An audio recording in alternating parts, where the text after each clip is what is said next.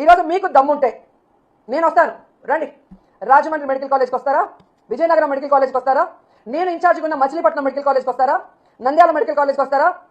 మీ పక్కనే ఉంది కదా, వైజాగ్లో ఉంటావు కదా, పాడేరు. ఆ మెడికల్ కాలేజ్కి వస్తావా? మెడికల్ కాలేజీలు అంటే ఎలా ఉంటాయి, ఎలా కట్టాలి, అక్కడ చదువుకుంటున్న మెడికల్ స్టూడెంట్స్ ఎవరెవరు అనేది డీటెయిల్గా మీకు చూపిస్తాను. దమ్ముంటే ఎవరైనా రండి, తీసుకెళ్తాను. ఏదో పిచ్చి పిచ్చి వీడియోలు తయారు చేసి ఈ పిల్లలు చూస్తే వా అంటారా? ఆ పిల్ల ఏమైనా యాంకర్వా, హోమ్ మినిస్టర్వా? ఆడది ఆడదిలాగా మాట్లాడితే, ఆడది ఆడదానిలాగా ప్రవర్తిస్తే ఆడదానిగా గుర్తిస్తారు. పిచ్చివాగుడు, కారు కూతలు, ఎద్దొచ్చిన ఆంబోతులాగా రెంకిలేస్తా ఉంటే ఏం విలువిస్తారు?